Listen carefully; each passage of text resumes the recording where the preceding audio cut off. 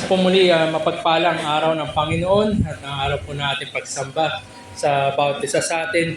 At sa paghahanda po, welcome po muli ang bawat isa sa ating gawain dito sa SGRCC Kapalaran Outreach.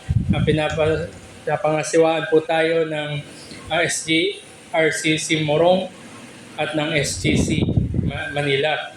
Ang ating pong mga gawain, meron po tayong buong araw ng gawain. Nagsimula po tayo sa Sunday School sa oras ng 9:30 at meron po tayong magang pagsamba, large fellowship after and in devotion time natin mamayang hapon.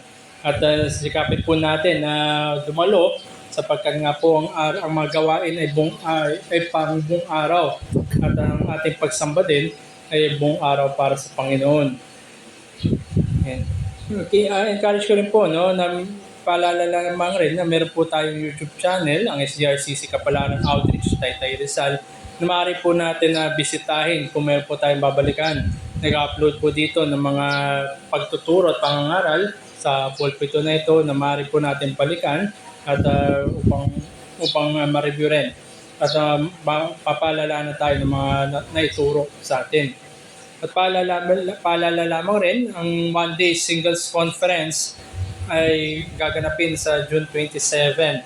Nagsimula na po yung registration nito at encourage po yung mga singles, mga teens, mga young adults na makadalo dito sa Rebap Youth and Singles Conference.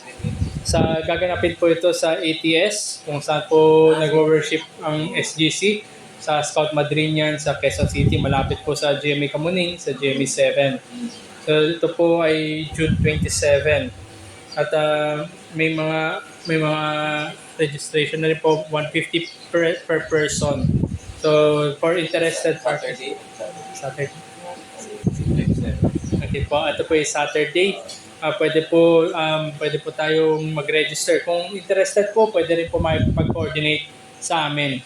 So 150 lamang po yung fee. Full day po itong One Day Singles Conference para po sa mga singles natin. So ito po yung mga announcements natin. At paalalahanan po sa paghahanda natin as we behold our God in worship. Magkaroon po tayo ng konting oras ng katahimikan. Patayin po natin mga cellphone natin. Lagay po natin silent para ma-minimize po yung distractions. At tandaan po natin, kaya nga po na nabanggit ni Habakkuk, ngunit ang Panginoon ay nasa kanyang templong banal, tumahimik ang buong lupa sa harapan niya. Magkaroon po tayo ng oras ng pananahimik upang magbulay-bulay sa ating kaluluwa, sa ating pagharap sa ating banal na Diyos. At pangungunahan ko po ang kongregasyon sa panalangin. Magkaroon po tayo ng oras ng pananahimik.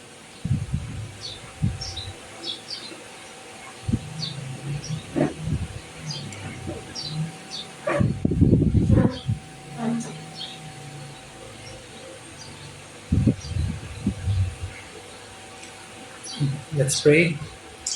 Muli, aming dakilang Diyos, salamat nga po sapagkat sa inyo mula ang lahat ng biyaya at pagpapala. Sa inyo po mula ang lahat ng habag at biyaya. Kaya kami ay lubos na nagpapasalamat sa inyo.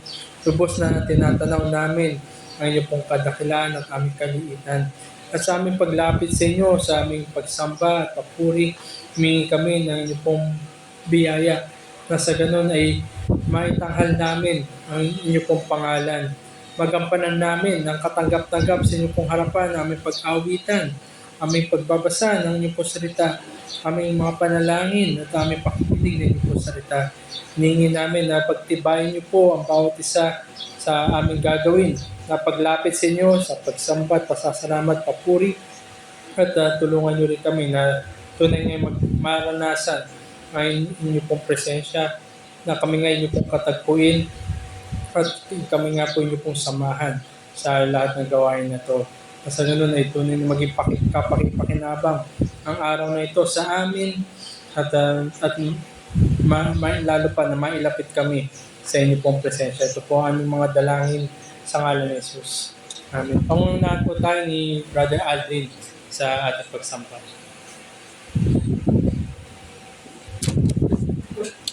Bilang panawagan po sa pagsamba ay samahan niyo akong basahin ang aklat ng mga awit. So, nasa talata po tayo. Chapter 119, talata or verses 17 to 24 po ang ating babasahin. Kung nariyan po kayo sa inyong mga Bibles, ay sundan niyo po ang aking pagbasa. Ito po ay ang third alphabet ng Hebrew, sa Hebreo, no? Ang Gimel. At ito po ang sinasabi sa pangkat na ito na mga talata. Verse 17, gawa ng mabuti ang inyong lingkod upang ako'y mabuhay. Sa gayo'y aking susundin ang iyong salita. Idilat mo ang aking mga mata upang ako'y makakita ng kabilagilalas ng mga bagay sa iyong kautusan. Ako'y nakikipamayan sa lupa. Huwag mo ikubli ang mga utos mo sa akin. Verse 20, ang puso ko'y nadudurog sa pananabik na tinatamo sa iyong mga kahatulan sa lahat ng panahon. Iyong sinaway ang mga palalong sinumpa na nagsisihiwalay sa iyong mga utos. Alisin mo sa akin ang kadustaan at kakutsaan sapagkat iniingatan ko ang iyong mga patotoo. Mga pangulo naman ay nagsiupo at nag-uusap ng laban sa akin. Ngunit ang lingkod mo'y nagbulay sa iyong mga palutuntunan. Huling talata, ang mga patotoo mo naman ay aking mga kalaluguran at ang aking mga tagapayo. Yun po ang salita ng Panginoon mula po sa salita ng mga awit. Tawagin mo na si Brother Chiro para sa short exhortation po ng talata.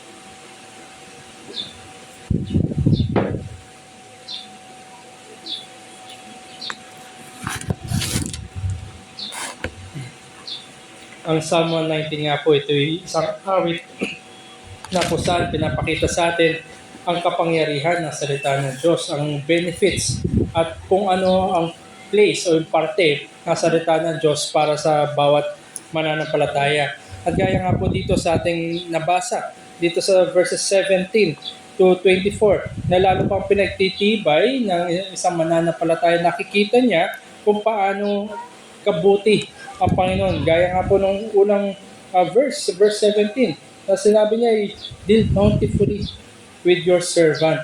Na ano man yung pinagdadaanan, tandaan natin, ano man ang kasangkapan ng Diyos para sa kanyang layunin sa paglilingkod, ang Diyos ay siyang naging mabuti para sa kanya upang magampanan at magkaroon ng fruitfulness ang pinagkaloob ng Diyos sa kanyang lingkod para ito sa tao ng Diyos at mauwi ang lahat sa kaluwalhatian ng Diyos. Sa kabutihan natin, gaya natin bilang mga makasalanan, ang mimagin namin ang Diyos para sa atin at yung ngayon kanyang pinagpala na sa ganun ay mailapit tayo sa Kanya. So ito po isang mabuti at bountiful na dealing ng Diyos sa atin. At tayo po tumayo at umawit po. Awitin natin ang Open My Eyes That I May See.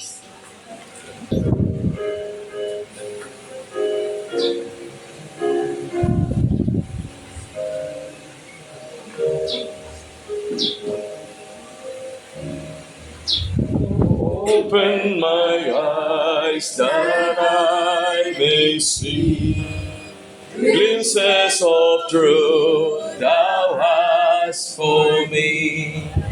Place in my hands the wonderful key that shall and glasses set me free. Silently now I wait for thee. Ready, my God, thy will to see. Open my eyes, illumine me. Spirit divine, open my ears that I may hear voices of truth thou sendest sweet.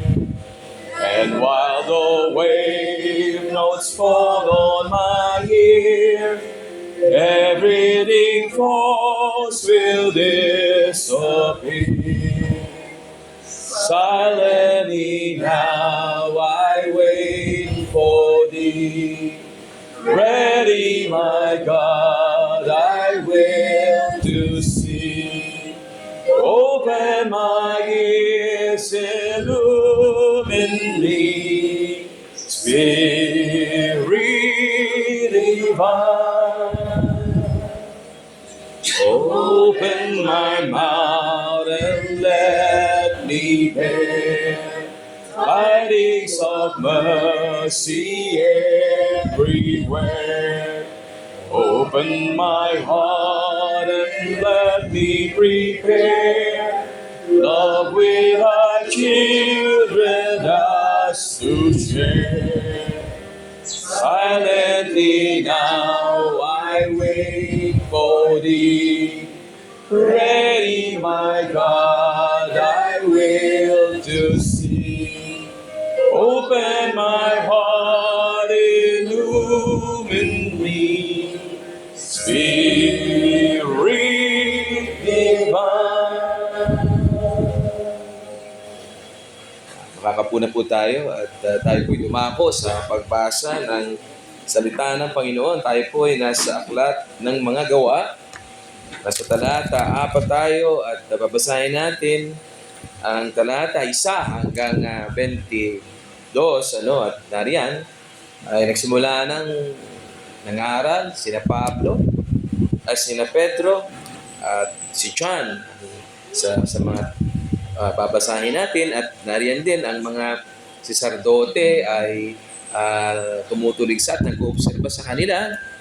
At pinakatanyag na talata rito ay nasa kabanata 12 na kung saan ay masasabi natin na alam natin ito at madalas nating mapakinggan at pinakasentro na mensahe na maaari nating matanggap na sinasabi dyan ay walang ibang pangalan na maaaring ikaligtas ng tao. Walang sino man, di manggagaling ang kaligtasan sa anumang mga bagay kung hindi sa Panginoong Kristo lamang na siyang may pangalan sa silong ng langit na sukat ikaligtas ng mga tao. Yan po.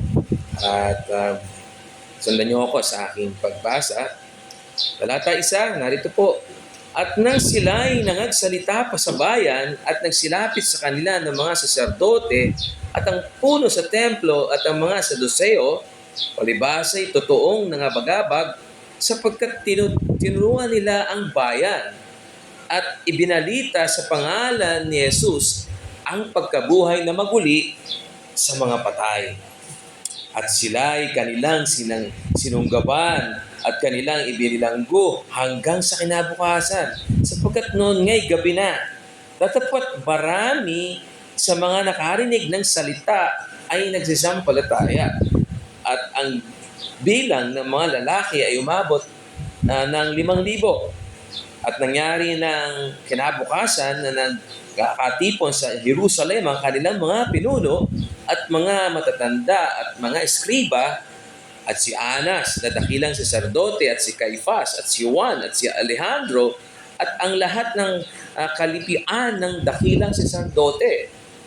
At nang kanilang mailagay na silang sa gitna nila ay sila'y tinanong sa anong kapangyarihan o sa anong pangalan ginawa ninyo ito. Nang magkagayoy si Pedro na puspos ng Espiritu Santo ay nagsabi sa kanila, kayong mga pinuno sa bayan at matatanda, kung kami sa araw na ito ay sinisiyasat tungkol sa mabuting gawa na ginawa sa isang taong may sakit, na kung sa anong paraan gumaling ito, talastasin ninyong lahat at ng buong bayan ng Israel na sa pangalan ni Jesucristong taga Nazaret na inyong ipinako sa krus na binuhay ng Diyos na sa maguli sa mga patay dahil sa kanyang nakatindig o dahil sa kanya ay nakatindig ang taong ito sa inyong harap na walang sakit. Siya ang bato na itinakwil ninyong mga nagtayo ng bahay na naging pangulo sa panulok. At sa kaninumang iba ay walang kaligtasan sapagkat walang ibang pangalan sa silong ng langit na ibinigay sa mga tao na sukat nating ikaligtas.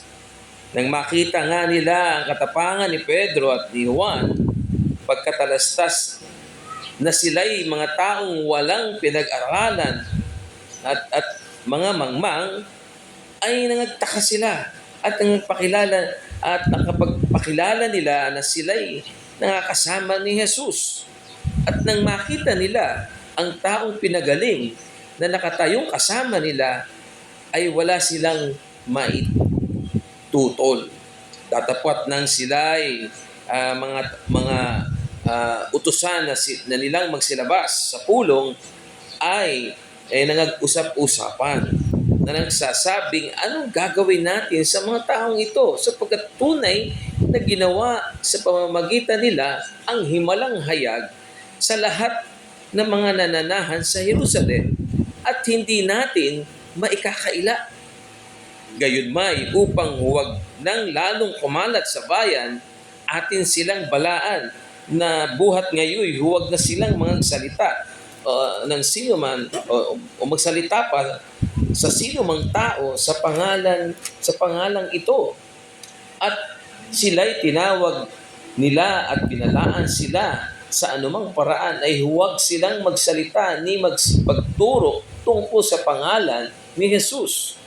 Datapwat si Pedro at si Juan ay nagsisagot at nagsipagsabi sa kanila, kung katwiran sa paningin ng Diyos na makinig muna sa inyo kaysa sa Diyos, inyong hatulan. Sapagkat hindi mangyayaring di namin salitain ang mga bagay na aming nakita at nangarinig. At sila nang mapagbalaan na nila ay pinakawalan. Palibhasa hindi nakasumpong ng anumang bagay upang sila'y kanilang maparusahan dahil sa bayan, sapagkat niluluwalhati ng lahat ng mga tao ang Diyos dahil sa bagay na kanilang ginawa. Huling talata, sapagkat may mahigit ng 40 taong gulang ang tao na ginawa nitong ng himala ng pagpapagaling. Purihin po ang Panginoon sa pagbasa ng kanyang salita. Narito po sa ating binasa sa atin, kung titingnan natin gaya na nabanggit ni Brother Aldrin, yung verse 12, walang kaligtasan sa kanino paman sapagkat walang ibang pangalan sa ilalim ng langit na binibigay sa mga tao na ating ikaliligtas. At kung ikakabit natin ang verse 20, sapagkat hindi maaaring hindi namin sabihin ng aming nakita at narinig. Nandun makita natin sa mga apostol na ito yung kanilang tapang sa pagpapahayag ng ebanghelyo. There's that boldness, may tapang. Dahil ang kanilang narinig, ang kanilang nakita, at ang nagligtas sa kanila ay totoo. At ito nga ay totoong kaligtasan bunga ng ating Panginoon sa Kristo. Ang ebanghelyo, yan ay yung masabi natin na nagtatanggal. It breaks all man-made ways to save himself. Ito yung problema ng mga tao, na tayo mismo, sa paglayo natin sa Diyos, tayo naghahanap ng daan, at kung wala man ay tayo yung gumagawa ng daan para iligtas yung ating sarili. Ngunit ang ebanghelyo, yan yung nagtatanggal sa lahat ng ating mga gawa, lahat ng ating mga gawain, at lahat ng ating iniisip na kaparaanan ng kaligtasan, sapagkat ang kaligtasan ay nanggagaling lamang sa pamamagitan ni Jesucristo. At ang isang kinahabagan, ang isang niligtas na makasalanan, siya ay nagpapagal na mamuhay sa pamamagitan ng salita at ng gawa bilang isang buhay na kapahayagan ng katotohanan, kabutihan ng kanyang tagapagligtas. It is the gospel of our Lord and Savior Jesus Christ. At kung ikaw ay kinahabagan, naway maging matapang ka rin, magkaroon ka rin ng tapang na ipahayag ito at ipamuhay ang pagbabago na gawa lamang ng biyaya ng Diyos. Muling tumayo at awitin po natin. To God be the glory. Ang papuri ay at luwalhati ay sa Panginoon.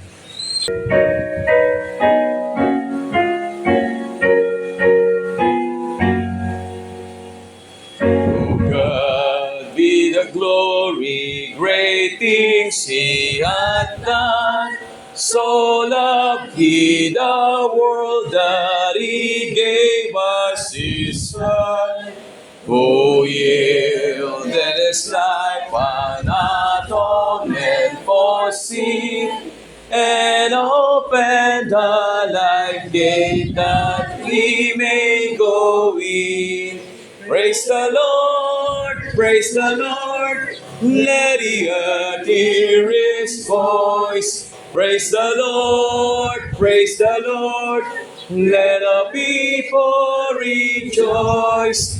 Oh, come to the Father through Jesus the Son, and give Him the glory, great things He hath done.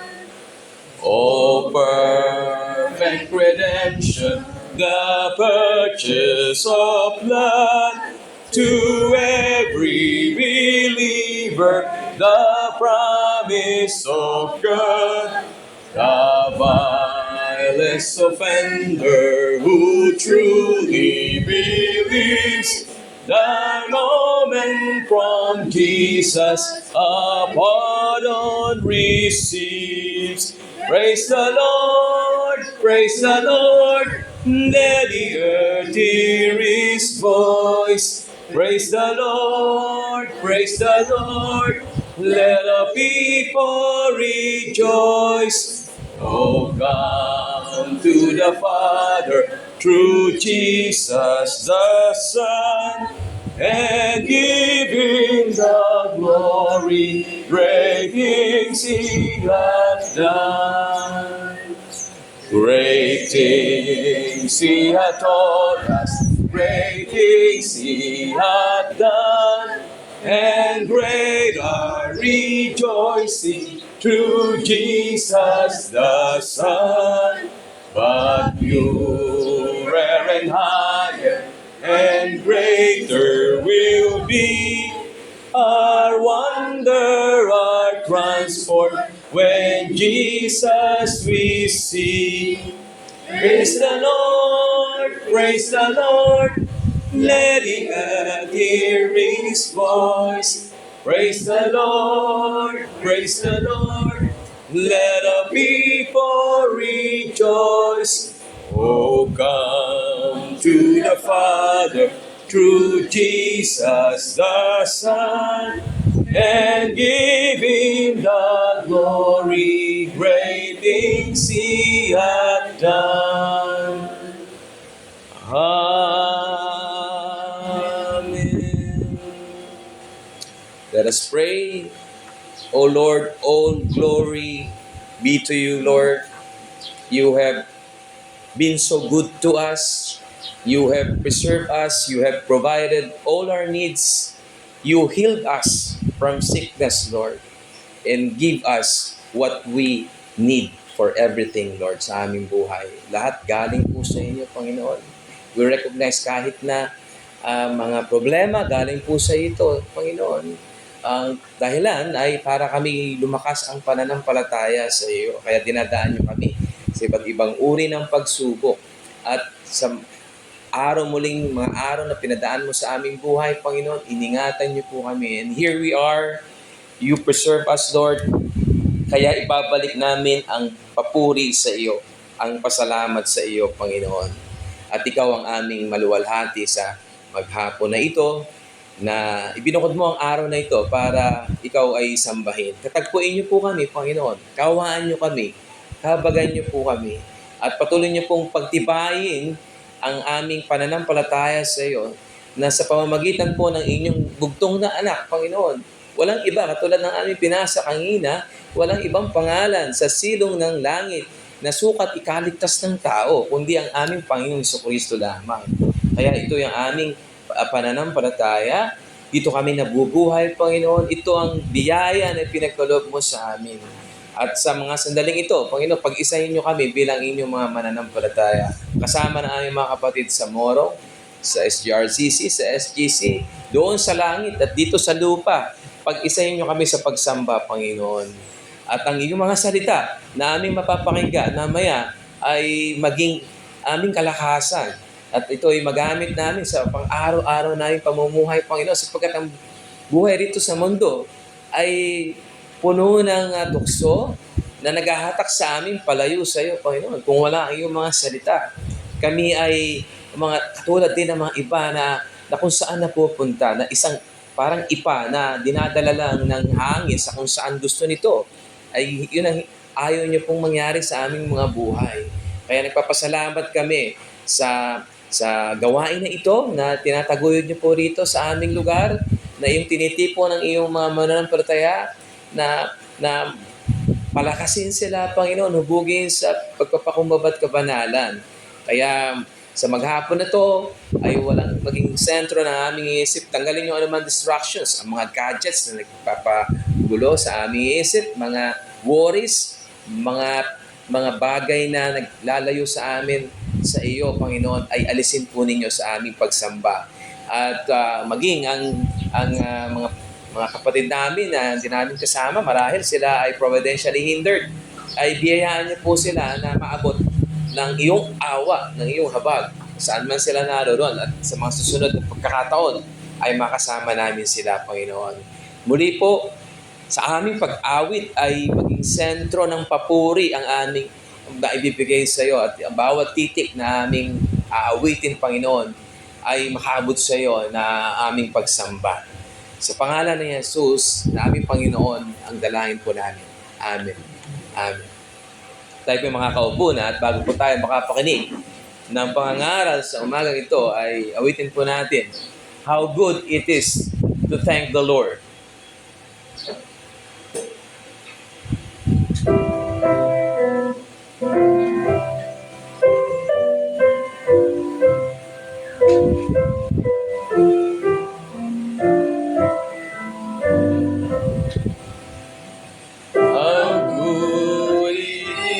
To thank the Lord and praise to thee, Messiah born, to show thy love with morning light, and tell thy faithfulness each night. The good it is thy praise to sing, and all our sweetest music bring.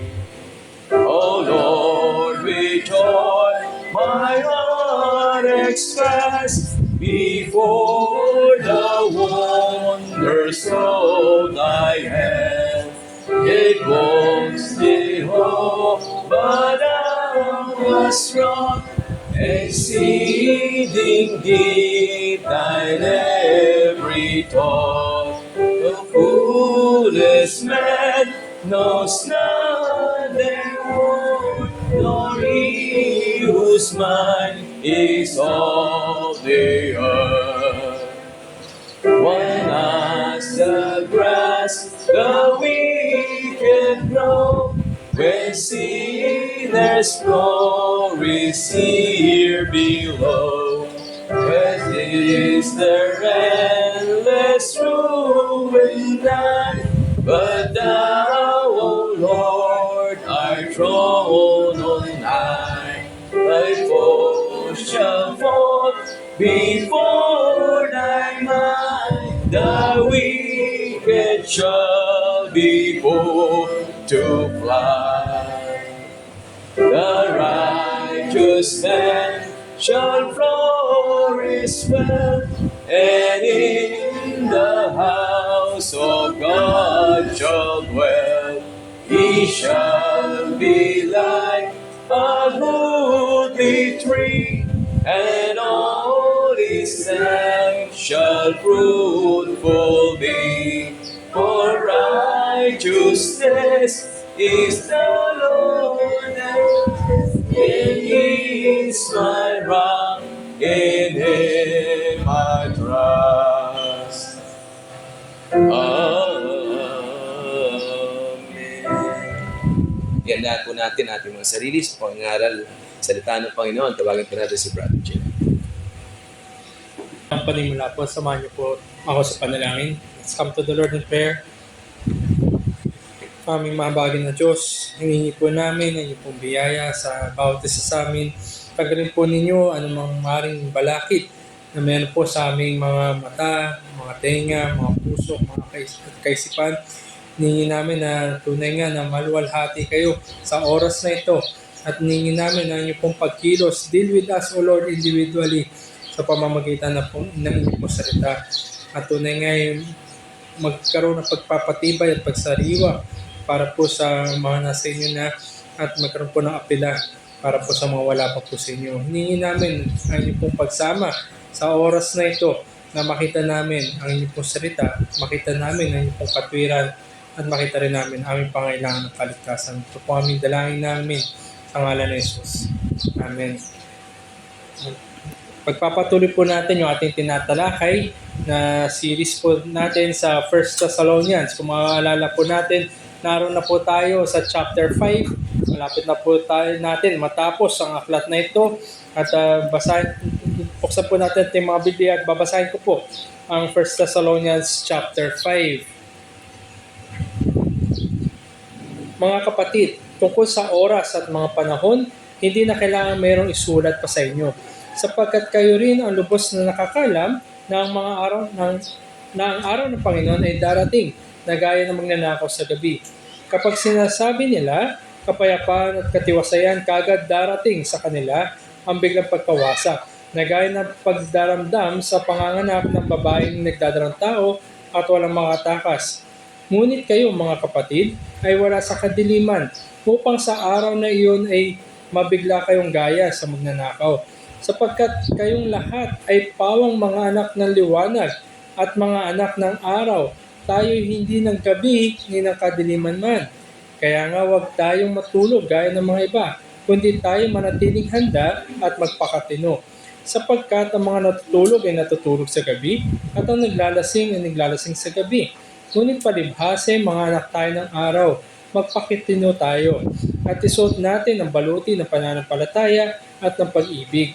At ang maging helmet ay ang pag-asa ng kaligtasan, sapagkat tayo hindi tinalaga ng Diyos sa galit, kundi sa pagtatamo ng kaligtasan sa pamamagitan ng ating Panginoong Kristo na namatay dahil sa atin, upang tayo maging gising o tulog man ay mabuhay tayong kasama niya.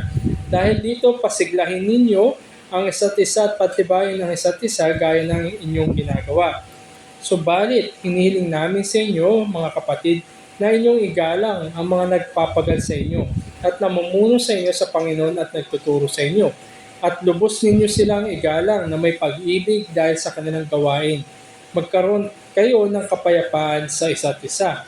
Verse 14, mga kapatid, aming isinasamo sa inyo na inyong pangaralan ang mga tamad, palakasin ang mahinang loob, alalayan ang mga mahihina at maging matiisin kayo sa lahat. Tiyakin ninyo na sino man ay huwag gumanti na masama sa masama, kundi lagi ninyong naisin ang mabuti para sa isa't isa at sa lahat. Dito po natin pukunin ang mensahe po natin sa verses 14 and 15, yung huling dalawang verses na ating binasa sa ating kalagitnaan. So, dito po tayo na nakita po natin ang structure na sulat ni Apostol Pablo para sa mga taga-Thessalonica. Sa chapter 4, nandun yung tanong at nandun din yung pagtuturo ni Apostol Pablo patungkol sa pagkabuhay muli ng ating Panginoon at sa mga namayapa na ng mga banal na nauna kaysa dito sa mga kapatid sa Thessalonica.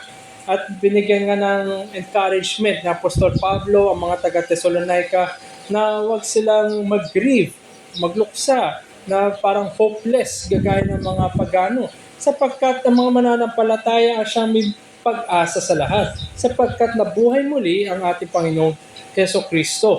At in-expound pa, dinagdagan pa ni Apostol Pablo yung kanyang pagtuturo. Isinupply niya ng additional teachings ang mga taga-Thessalonica na tinuon niya ang kanilang mga mata papunta doon sa araw ng Panginoon, the day of the Lord. Ang huling araw na kung saan babalik muli ang ating Panginoon upang maghatol. Christ is coming again to judge. But there is the blessed hope of deliverance to the people of God. Ang araw ng Panginoon, the day of the Lord, ay isang dapat na araw ng pagdiriwang para sa mga mananampalataya At ito nga isang nakakatakot na araw para sa mga hindi mananampalataya. Ngunit ang araw na ito, bagamat hindi pa ito dumarating, ang araw na ito ay nasa hinaharap pa, hinimok ni Apostol Pablo ang mga mananampalataya doon sa Thessalonica na lalo pa nilang i-exemplify, i-demonstrate ang buhay na nasa biyaya ng Diyos, ang buhay na bilang mga anak ng liwanag sa harapan ng kadiliman. They are to exemplify Christian love and peace, lalo-lalo na sa komunidad ng mga mananampalataya sa isang iglesia. Naroon dapat, kaya nga ito'y mandato, mandate, utos na ating Panginoon na mamuhay ang mga mananampalataya sa kapayapaan at pag-iibigan. Na sa ganun ito'y magandang testimony, patotoo na sa harapan ng Diyos at sa harapan ng kapwa-tao. Dito tayo ngayon sa verses 14 and 15 na makikita natin na merong additional mandate, merong additional na utos sa Apostol Pablo kung paano mamumuhay ang mga mananampalataya habang hinihintay ang araw ng Panginoon. At hango po dito sa verses 14 and 15, ang mensahe ko po nadala sa atin sa umaga na ito. The realities of the Christian faith is done best to the brethren. Ang realidad ng pananampalatayang Kristiyano ay pinakamahusay na ginagawa para sa kapatiran. To the brethren, para sa kapatiran. Nandoon yung mga pinakamahusay natin gagawin para sa ating mga kapatid sa pananampalataya. Ang bawat isa po sa atin, no, every one of us, we do something to someone. Meron tayong ginagawa ng anumang bagay para kanino man.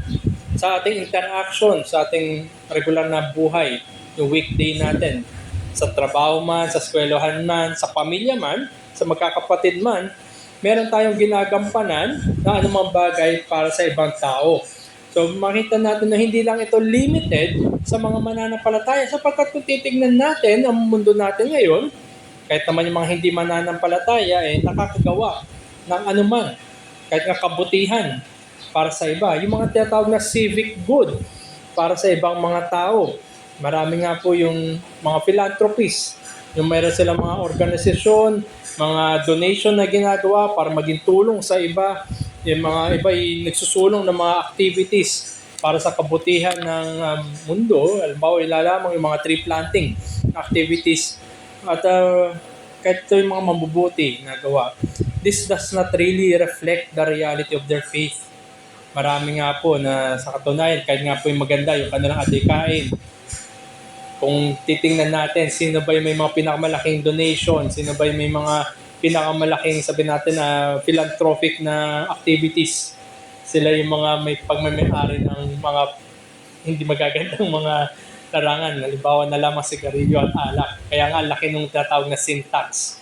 Para rin sila yung makatulong. Sila rin yung gumagawa ng mga organisasyon para bilang tulong sa mga tao. So hindi ito sumasalamin. Bagamat sila tumutulong sa kapwa, hindi yan sumasalamin ng kanilang pananampalataya.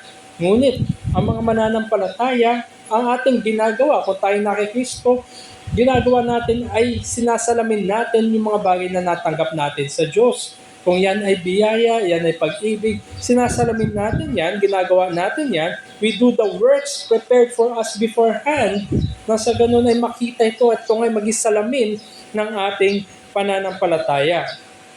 Habang tayo nakikipag-interact, nakikipagsalamuha sa mundo, ginagampanan natin yung best natin na maging of good health sa iba para makatulong, unbelievers man o believers. Ginagampanan natin yung Christian duty natin para sa kabutihan ng ibang tao. At lalo pa kung sa konteksto ng isang gawain o ng isang iglesia, ang mga magkakapatid sa pananampalataya ay dapat pa nag-exemplify ng mga virtues na iyon. Tandaan natin lahat ng ating ginagawa ay para sa harapan ng Diyos at para sa harapan ng tao. At dito nga, pinalalahanan tayo ng Apostol Pablo sa verses 14 and 15 na magkaroon tayo ng exhortation na gawin yung mga bagay na nakabubuti para sa kapatiran. Bagaman ito ay sinulat ni Apostol Pablo para sa mga taga-Thessalonica noong panahon na yun, ito rin yung paghihimok sa atin na gampanan yung ating mga tungkulin habang hinihintay rin natin ang paparating na araw ng Panginoon. Kung kaya't muli, ang realidad ng pananampalatayang Kristiyano ay pinakamahusay na ginagawa para sa kapatiran. Ano itong mga mahuhusay na ginagawa na ito para sa kapatiran? Tingnan natin ito sa dalawang aspeto o dalawang anggulo. Unang-una, nabanggit dito sa ating mga teksto, yung mga salitang admonishing, encouraging, and helping one another. Yung pagpapaalalahanan sa pamamagitan ng pangangaral, paghikayat sa pamamagitan ng pagpapalakas, at pag-alalay sa pamamagitan ng pagtutulungan. So tingnan natin sa angulo na iyon. At ang ikalawa, ay tingnan natin itong mga mabubuting gawa na ito sa angulo ng paggawa ng mabuti. So ibang bagay, one thing, yung admonishing, encouraging, and exhortation. Another thing na consequential, yung paggawa ng mabuti. So tingnan muna natin ito sa verse 14. Nandun makikita natin yung admonishing, encouraging, and helping, yung pagtulong. Sabi ni Apostol Pablo, mga kapatid, aming sinasamo sa inyo na inyong pangaralan ang mga tamad. Admonish the idle sa English. Nagbigay na charge ng utos si Apostol Pablo sa mga taga-Thessalonica na i-correct nila yung mga tamad, yung mga idle. I-correct nila, i-tweet, sabihin yung pagkakamali at ibalik sa tamang landas kung tutusin ang mga idle, yung mga tamad. Pero ang ginagampanan, ang correction na ito, ginagampanan nito na may pagmamahal. Hindi yung basta-basta na lang sila lumapit at pagalitan o pangaralan, kundi ginagampanan nito sa konteksto ng pag-ibigan. Tandaan natin, sinabi ng Apostol Pablo sa verses 12 and 13, nandun yung pag-ibig at kapayapaan. Sa ganito liwanag natin titignan yung admonishing, yung pangaralan sa konteksto rin ng kapayapaan at ng pag-ibig. So gagampanan natin ang tungkulin na ito, yung rebuking in love those who are not living up to their sworn responsibility, lalo na sa kapatiran. Sasabihin natin na tayo yung mga niligtas na ng Diyos, na tayo yung kay Kristo. Ngunit teka kapatid, parang naglalakad ka na taliwas doon sa sinabi mong ikay nasa kay Kristo. So papaalalahanan natin siya, papangaralan natin siya, ngunit ito gagampanan natin na may pag-ibig. Na sa ganun ay maako natin ang kapatid na ito patungo pabalik sa tamang landas. Sapagkat meron sila mismo yung nagsabi na sila'y mananampalataya, sila nagsabi na sila'y niligtas din ng Panginoon, at kung tayo magkakapatid sa pananampalataya, meron tayo responsibilidad bilang magkakapatid. Palalahanan natin, pangaralan natin na may pagmamahal. At sa pagpapatuloy sa verse 14, palakasin ang mahinang loob. Maging realistic tayo, mga kapatid. Maraming paraan na nakapanghinang loob ang buhay mananampalataya. Marami tayong dinadaanan na nakapanghina ng loob sa atin. Madali yung isa-iba siguro madali silang matisod. Yung iba naman dahil sa kanilang tibay, yung kanilang katibayan, yung nakakatisod sa iba. So palakasin natin, nandun din yung utos ni Apostol Pablo na palakasin ang mahinang loob. Tandaan natin ang mga taga-Thessalonica, kinaharap nila yung mga kapighatian, yung mga afflictions. Batang iglesia pa lamang ito, batang mga mananampalataya, pero hinarap nila yung mga opposition, mga persecution, mga affliction na madaling makapanghina ng kanilang pananampalataya. Ngunit pinaalalahanan sila ni Apostol Pablo at tinuruan sila, sinuplayan sila, pinagtibay, pinalakas sila gaya ng mga pagsusupply niya ng pagtuturo. Encouragement, nagbigay rin ng encouragement si Apostol Pablo na sa ganun ay pinagtibay niya, pinalakas niya ang mga mahihina ang loob dito sa Thessalonica. At ganito rin yung dapat sinasalamin. Kung tayo nakatanggap ng biyaya ng Diyos, at tayo nakatagpo ng mga kapatiran, Tayo magpalakasan sapagkat tayo sa ating sarili lamang tayo ay mga mahihina. Alalayan ang mga mahihina. Hindi lamang palakasin ang mahihina loob, alalayan din ang mga mahihina. Realidad ng kasalanan ay tunay nga sabi natin makapangyarihan. Huwag natin maliitin ang kasalanan. Malakas yung kapit ng kasalanan. Madali niyang kunin, hilahin, palayo at pababa ang mga mahihina. Kung kaya nga tungkulin ng mga kapatiran na palakasin at alalayan ang mga mahihina. In-encourage o in-urge ni Apostol Pablo ang mga mananampalataya doon sa Thessalonica na huwag nilang iiwan yung kanilang mga kapatiran na masabi natin na mahihina. May mga iba na hindi naman pantay-pantay ang antas ng paglago. Hindi rin pantay-pantay yung antas ng kaalaman. Hindi rin pantay yung antas ng karanasan sa buhay mananampalataya. Pero ganun pa man, ang sabi ng Apostol Pablo ay huwag niyong iwan. Do not abandon yung mga mahina. Kung kayo nga'y totoong magkakapatid sa pananampalataya, totoong iniligtas ni Kristo, totoong na kay Kristo, mag-alalayan kayo. Tandaan natin ang ating Panginoon. Diba, gumamit siya ng parable, yung lost sheep. Sabi doon, di ba, nalihis yung isa. Yung 99, nandun sa loob ng fold. Pinuntahan ng pastol, na mabuting pastol, yung isa hinanak. Hindi naman ibig sabihin nun, iba niya abandon na, yung 99. Nandun sila sa isang ligtas na lugar, safely in the fold.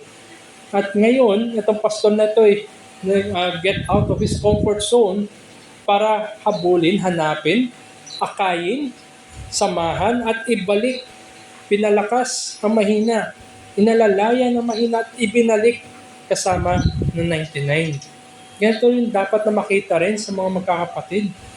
Hindi natin inaabandona ang mahina, pinapalakas natin ang mahina loob, inaalalayan natin ang mahina.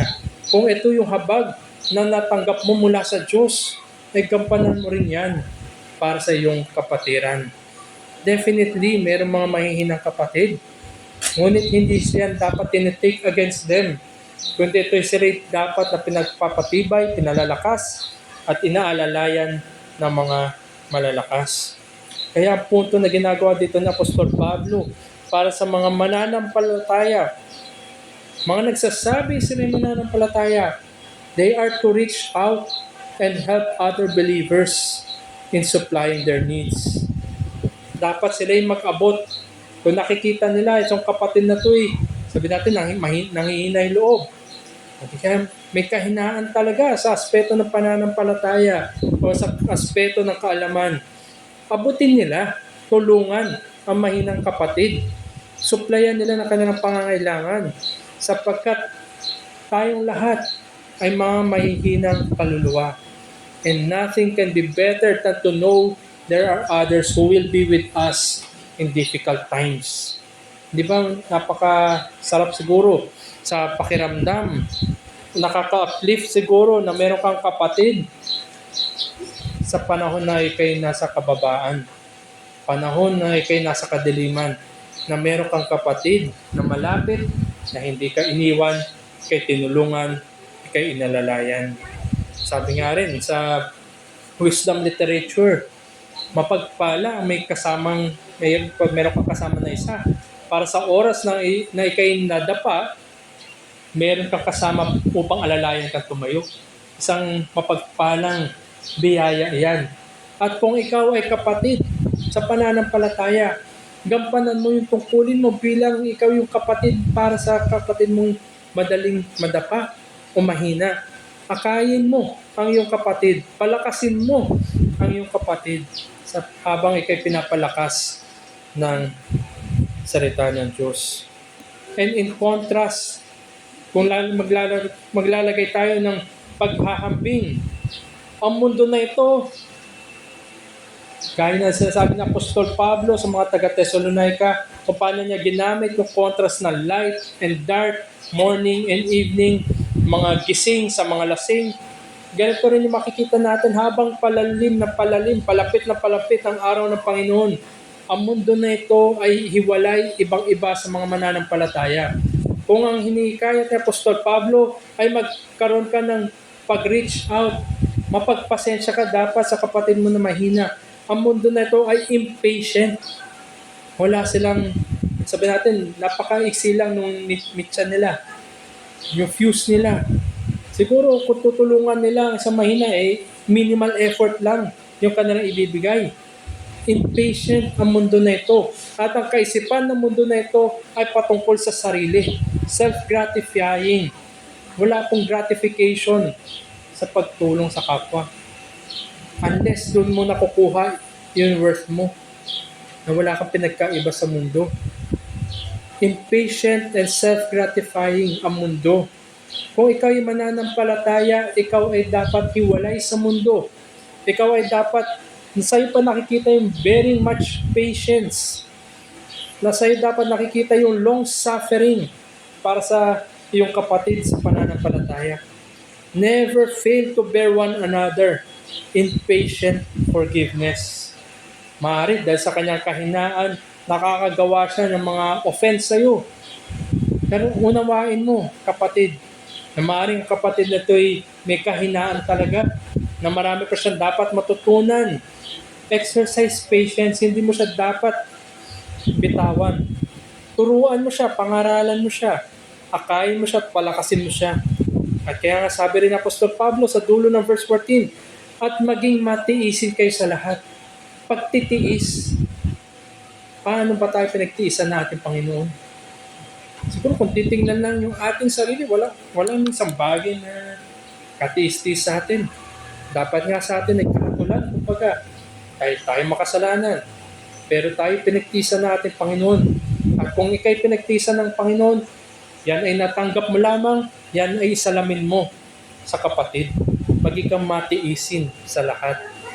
Paul's charge to each believer is a great reminder of the patience of God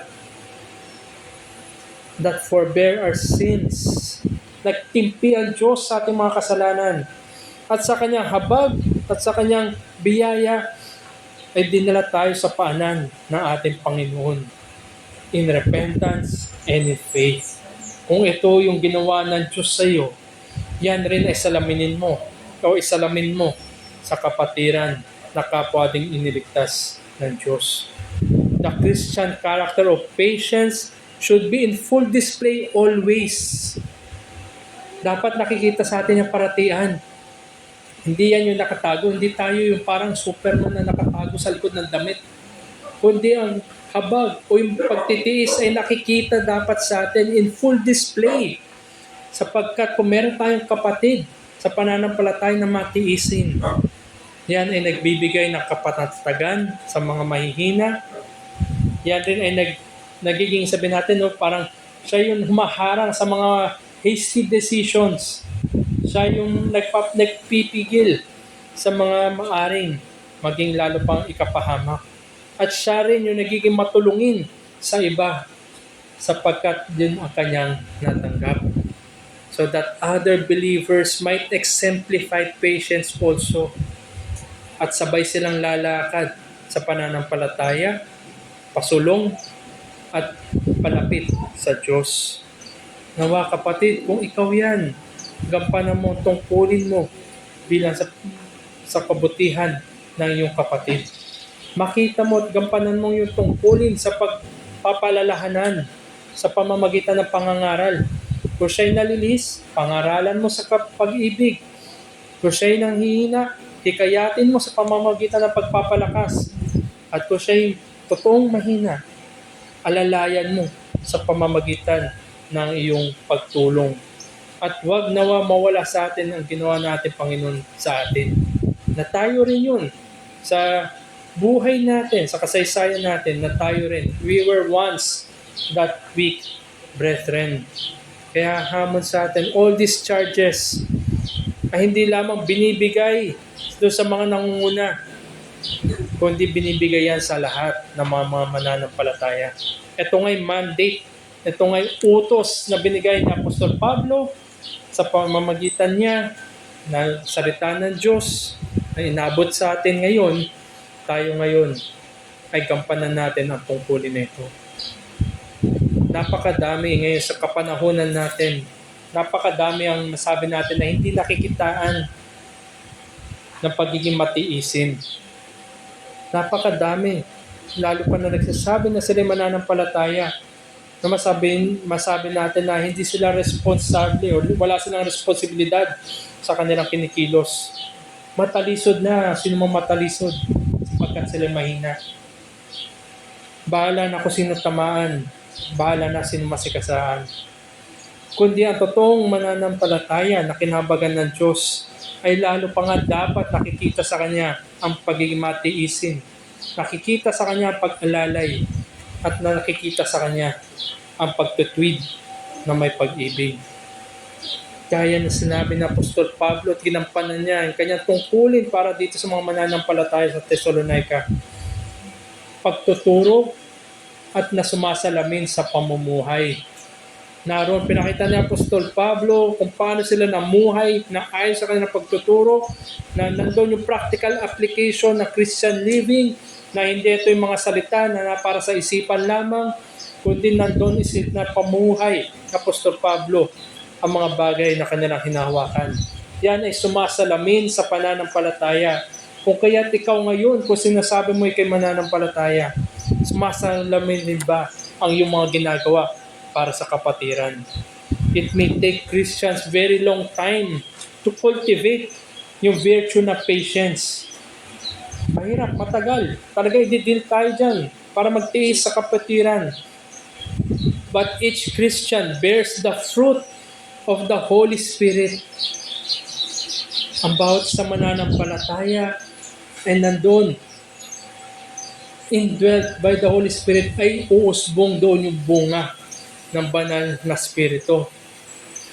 Thus, Christians ought to be patient with one another. Kung ikay totoong mananampalataya, so kung meron kang banal na Espiritu, ikaw rin ay mamumunga ng bunga ng banal na Espiritu.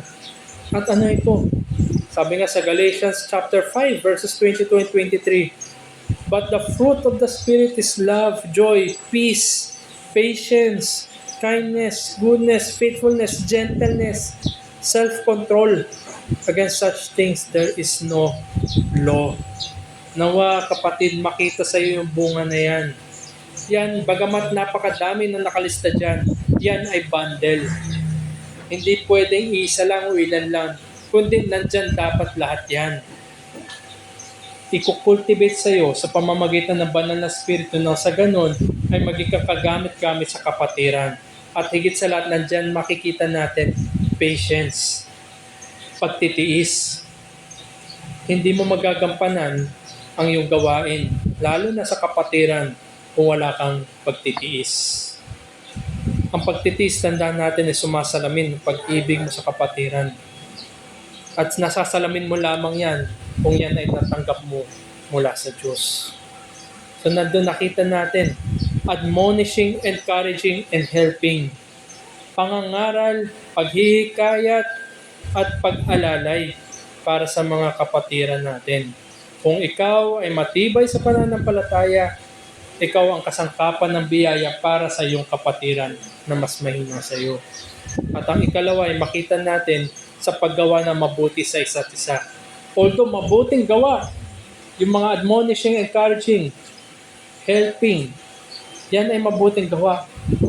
Pero maari na nandoon, pero hindi mo ginagampanan na may katotohanan. Kaya ngayon dito sa verse 15, ang paghikayat ni Apostol Pablo, sabi niya sa verse 15, tiyakin ninyo na sino man ay huwag gumanti na masama sa masama. So nandun sinimulan ni Apostol Pablo, bagamat inuna niya yung pag-correct, yung pangangaral, paghikayat, pagtulong. Pero sabi niya dito, tiyakin ninyo. Maaari natin gampanan yung mga bagay na yun na walang pagmamahal. Pero tiyakin natin na sino man ay huwag gumanti na masama sa masama. Di ba ito yung madaling gawin? Pag ginawa tayo ng masama, siguro madali, automatic sa atin na bawian siya ng masama. Baka nga labis pa, sobra pa. Kaya kahit tayo mananampalataya, nandun pa rin yung dikta, no? Yung bulong Kailangan natin labanan ang bulong ng kasalanan. Huwag tayong gumanti na masama sa masama. Paul offers a word of exhortation concerning even the unbelievers. Kung yung ginagampanan natin ng mga mahusay para sa kapatiran, ito lalo pa sa mga hindi mananampalataya na for sure gagawa sila ng masama sapagkat wala sila kay Kristo. Ito naman expectation sa mga tao sa labas. Pero huwag natin silang gantihan ng masama sa masama. It may include those who are in hostility towards believers. Tandaan natin itong mga taga-Thessalonica. Maraming oposisyon, maraming persecution na pinagdadaanan. Pero ang paghihimok ni Apostol Pablo, tiyakin ninyo na sino man ay huwag gumanti ng masama sa masama. Ginagawa sila ng masama, inuusig sila. Pero tiyakin ng mga mananampalataya sa Thessalonica na huwag gumanti ng masama sa masama. Kundi lagi ninyong naisin ang mabuti para sa isa't isa at sa lahat. Dito yung tinapos ni Apostol Pablo sa verse 15. Kundi lagi ninyong naisin ang mabuti para sa isa't isa at sa lahat. Lagi ninyong naisin. Well, oo, nandun. Yung nais natin. Iba yung nais natin sa ginagawa natin. Iba, nais kasi nandun lang sa isip natin. Pero gawin ninyo, sabi, tiyakin ninyo na sino man. Kundi lagi ninyo naisin ang mabuti. Gampanan natin yung mabuti para sa isa't isa at sa lahat. At tiyakin natin na ang gagawin natin to ay yung kabutihan para sa kanila. Hindi yung masama. At kung may kabutihan man na yung naisin, gawin mo para sa iyong kapwa. Paul emphasized to the Thessalonians that since they were children of light, sila ay anak ng liwanag, na anuman ang kanilang gagawin, anuman yung kanilang nanaisin, anuman yung kanilang gagawin para sa isa't isa at sa lahat, ay dapat sumasalamin ng mga gawa ng liwanag sapagkat hindi nga sila nasa kadiliman. Sino bang gumagawa ng kadiliman? Sino bang mga gumagawa ng masama? Kundi yung mga tao na wala kay Kristo. Kung ikaw ay mananampalataya, siguraduhin mo, yung naisin mo, at ang iyong mga ginagawa ay sumasalamin sa liwanag at hindi sumasalamin sa kadiliman. At kung ikaw ay mananampalataya, siguraduhin mo rin, tiyakin mo rin na ikaw ay nagiging magandang ehemplo na sumasalamin sa pananampalataya na hinahawakan mo. Kung ikaw ay nakasumpong ng pag-ibig, kapayapaan, ng pagtitiis mula sa Diyos, yan rin ay magampanan mo sa kapwa, sa kapatiran at sa mga taong nasa labas. Sabi nga ng teologo na si Leon Morris, Paul is laying down goodness in the face of provocation of evil as a great principle which must underlie the conduct of the Christian at all times. Sa madaling salita, ay sa mananampalataya at all times, siya ay dapat nagpapakita ng mabuti. Mabuti. Meron man nakakakita o wala, nasaan ka man, dapat ang ginagawa mo, ang naisin mo at ginagawa mo ay mabuti. Kung ikaw ay estudyante na mananampalataya, tiyakin mo sa mga homework mo, ito'y ginagampanan mo in all honesty, hindi ka nandaraya. Kung ikaw ay nasa trabaho, ikaw ay empleyado mananampalataya, tiyakin mo na ginagamit mo ang mga oras na binabayad sa iyo para sa kabutihan. Huwag kang mandaya. Ikaw ay nasa liwanag, wala ka sa kadiliman. And the Christian character of doing good should always be in display even to those who persecute and afflict believers. Hindi natin maiwasan sa mundo na ito na nandun yung mga galit sa pananampalataya, na nandun yung mga umuusig sa mga mananampalataya. Pero ganun pa man, ang ipakita mo, isalamin mo, ay ang mabubuting gawa. Sabi nga ng ating Panginoon, di ba? Kung meron kumuha sa'yo, may kumuha sa'yo ng hindi maganda, huwag mong suklian ng hindi maganda. Sabi nga sa Kawikaan, Kung merong nagsabi ng mga maanghang na salita, huwag mong gantihan ng maanghang na mga salita, kundi bigyan mo ng mga mapagbiyaya, matatamis, puno ng pag-asa. Na sa ganun, sabi to heap up yung coals, mga uling na nasa ulo.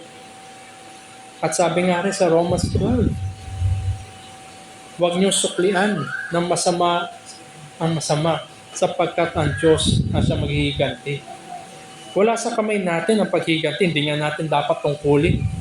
Ipaubayan natin sa Diyos sapagkat sa araw ng Panginoon, tandaan natin, itong sulat ng Apostol Pablo sa taga-Thessalonica, ito'y pagpapatibay sa mga mananampalataya sa realidad ng araw ng Panginoon na paparating. Sa araw ng Panginoon, nandoon i-vindicate ng Diyos ang kanyang pangalan. At tayo din, sa paggawa natin ng mga mabuti, kahit sa mga gumagawa sa atin ng masama, yan ay additional na kahatulan para sa mga masasama. At yan din ay magpapatotoo sa ating pananampalataya. It should always be in full display, yung doing good. We must remember our Lord that we serve, and unbelievers should be very frightened on that day. Isipin na lamang natin kung bumalik ang ating Panginoon. At sasabihin niya sa atin na yung ginawa natin na masama. Yung iba. Parang gagaya na lamang nung kinonfront ni Nathan, si David. Maalala natin, diba nagkasala si David kay Uriah, kay Bathsheba. Pinapatay pa niya si Urias. Tapos kinonfront siya ni Propeta Nathan. Nagbigay ng example na meron na lamang isa, kinuha pa ng mayaman yung isa na meron siya. Anong gagawin? Nagalit si David. Hanggang siya'y buhay, hindi dapat mabubuhay yun. Sabi ni David, thou art the man. Ikaw yun, tao na yun. Maring naisin natin na maganda para sa iba. Maring nasa isip lang natin, maring sinasabi natin, pero ang ginawa natin ay yung bagay na hindi mabuti. Iba yung naisin, iba yung sinasabi, iba yung ginagawa. Sa pagbalik ng ating Panginoon, maring sasabihin rin sa atin, thou art the man, na hindi ginampanan yung mabuti para sa iba. Kaya mahamon tayo. Lalo na kung ikay, sasabi mo ikay mananampalataya na nakatanggap ng habag sa Diyos. Gampanan mo yung tungkulin upang sumalamin at kumuha ng mabuti kahit sa mga kalaban ng Diyos. The people of God do not return evil to evildoers as they are called to love their enemies. Ito ang utos sa atin. Diba, love your enemy? Mahirap.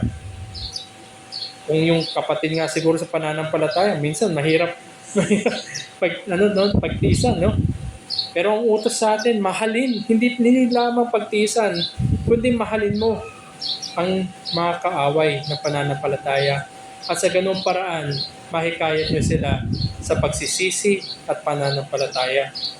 Kahit nga doon sa mga humahamon sa atin, bakit tayo nananampalataya? May mga humahamon nagtatanong kung bakit sa likod ng kadiliman o kasamaan ng mundo, mahawak ka pa rin dyan sa pananampalataya na yan. Sabi sa atin ni Pedro, i-present natin, ipahayag natin yung pag-asa na meron tayo, na may kababaan na loob at na meron gentleness sa ating pagsasalita. Gawan pa rin natin ng mabuti na sa ganun ay kayat natin sa pananampalataya ang mga nasa labas. Sabi nga ni Pedro din sa 1 Peter chapter 2 verse 23, patungkol sa ating Panginoon, when He was reviled, He did not revile in return. When He suffered, He did not threaten, but continued entrusting Himself to Him who judges justly. Ganun din yung ating pagkilos. Kung meron man na gumagawa ng masama sa atin, ipagkatiwala natin ang ating sarili sa ating Panginoon. Alalahanin natin sa huling araw, sa kanyang muling pagbabalik, siya ang magsaserve ng hustisya sa lahat ng mga masasama. Kaya mahihimok tayo, nagampanan natin ang pangangaral, paghikayat, pagtulong sa mga kapatiran, at gumawa pa rin tayo ng mga mabubuti, hindi na masama sa masama sa mga tao nasa labas. If Christians today will commit ourselves similarly gracious attitude towards everyone, we may see an increase in the influence of the Christian faith. Meron nga nagtanong, isang tanyag na persona, tinanong ito patungkol sa pananampalatayang Kristyanismo. I think si Mahatma Gandhi yung tinanong. Sabi niya, totoo naman, maganda naman yung pangangaral, yung katuruan ng Kristyanismo. Pero ang hindi niya matake ay yung mga Kristiyano. Naway, hindi tayo maging ganun. Tayo dapat ay sumasalamin sa mga bagay na ating pinanghawakan. Tayo dapat ang maging kasangkapan para makita pa ng mga wala sa kay Kristo na totoo ang kapangyarihan ng Ebanghelyo. Ito yung nakikita ng society. Pinapanood nila. Nagdiriwang pa siguro sila kung merong mga Kristiyano na bumagsak, nalayo, naging contrast ng pananampalataya. Pero kung ikaw ay nakikristo, gampanan mo yung tungkulin na sa ganun ikay sumasalamin sa iyong sinasampalatayanan. Ang pagtitiis na ginawad sa iyo, pinakita sa iyo ng Panginoon, ang pag-ibig, paghihikayat na pinakita sa iyo ng mga kapatiran, yan din ay gampanan natin para sa iba. At bilang pagtatapos, in most cases, sa karamihan ng mga sitwasyon, the greatest help that a Christian friend can give ay encouragement. Kahit sabihin natin, kahit sabihin natin may mga pagtulong na material, may mga pagtulong na pinansyal, ang pinakamalaking effect o influence na magmumula sa isang mananampalataya ay ang paghimok sa iyo pabalik kay Kristo. Yan ay makita natin bilang kasangkapan pa rin ng biyaya para sa mga nanghihinang mananampalataya. And there is no greater encouragement to the faint-hearted soul than to hear the call of our Lord and Savior inviting us in the fullness of His presence. Tandaan natin, babalik muli ang ating Panginoon. Ano man yung kapaghihatian na naranasan ng isang mananampalataya sa mundong ibabaw na ito, ano man yung mga kakulangan na maaaring hindi niya nagkuha sa buhay na ito, lahat ng yan, fullness, kabuuan, abounding pa nga ang kanyang matatanggap sa presensya ng Diyos magpakailanman. Nandun tayo dapat nakatingin sa magpawalang hanggan. Ngunit habang yun ay hindi pa dumarating, maging tayong kasangkapan ng walang hanggan para sa ating mga kapatiran. Ngunit kung ikay wala kay Kristo, realidad din, real talk kumbaga, makita mo walang pag-asa na makikita sa mundo na ito. Pasama ng pasama, mga makasalanan, gumagawa ng mga masasamang bagay, hindi lamang sa kanilang sarili, kundi sa iba rin. Walang pag-asa. Maaring itong mundo na ito yung all-in-all mo. Maaring dito mo makikita ang iyong satisfaction. Maaring dito mo rin makikita na pagtapos ng mundo na ito, ng buhay na ito, wala na. Maaring dito mo lang rin matagpuan ang mga bagay na napagpapasaya sa iyo. Pero yan ay may wakas. Yan ay may hangganan. At huwag mong isipin, maaaring tinatawanan mo mga kaibigan mo na Kristiyano na pinagkakait nila kanilang sarili mula sa mga masayang bagay. In spite of that, maging babala pa rin sa iyo. Biyaya pa rin sa iyo ng Diyos ang mga Kristiyanong kaibigan mo na nagpapaalala sa iyo na may mas mahalaga kaysa sa mga bagay na nakikita, naririnig, natatamo, natatamasa sa mundo na ito. Meron ka bang katiyakan sa mundo na ito at sa magpawalang hanggan? Makita mo nawa pag-asa na meron sa kaibigan mong mananampalataya. Sapagkat siya ay may sinasandigan, siya ay may sinasandalan na kapayapaan na magpawalang hanggan. Siya ay merong katiyakan kung saan siya pupunta matapos ang maiksing buhay na ito. Ngunit ikaw, kaibigan, saan ka nga ba pupunta at ano nga bang meron sa iyong pupuntahan matapos ng buhay na ito. Kaya nawa muli pagpapaalala sa atin kung tayo mananampalataya, ito'y utos sa atin bilang mananampalataya. Nagampanan natin ang ating mga tungkulin sa kapwa, sa kapatiran, at gampanan rin natin yung pagsasalamin ng ating pag-aasa para sa mga nasa labas. At gaya nga ng himno na ating awitin maya-maya lamang, leaning on the everlasting arms.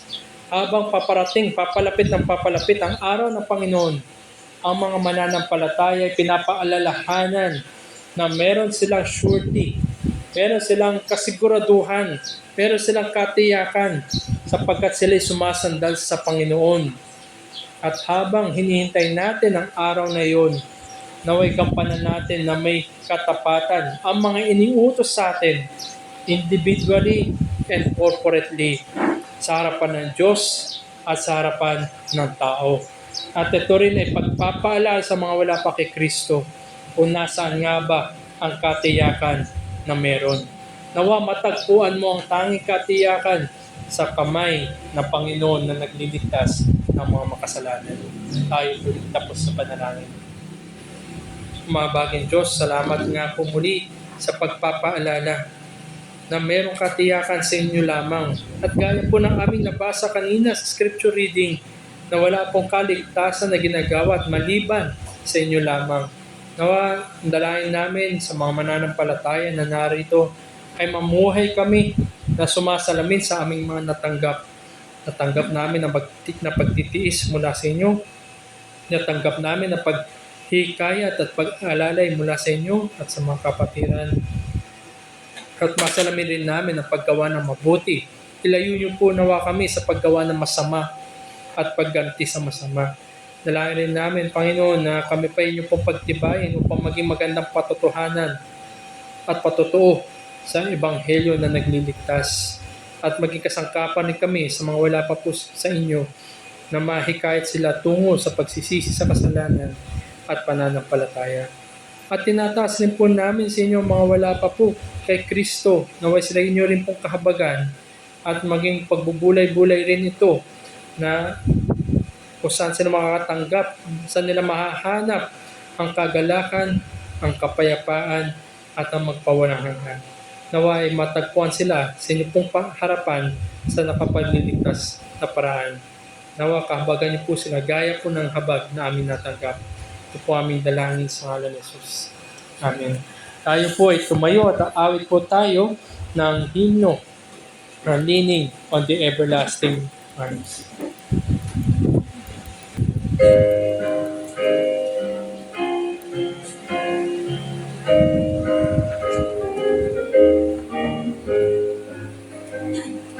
What a fellowship, what a joy divine, leaning on the everlasting arms. What a blessed gift, what a grace is mine, leaning on the everlasting arms. Leaning,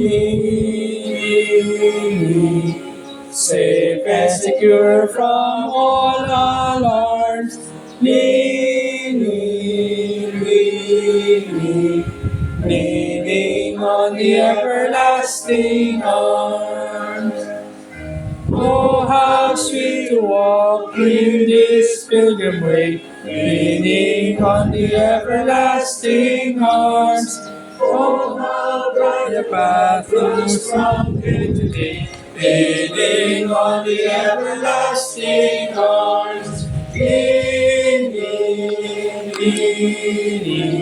safe and secure from all alarms. Leaning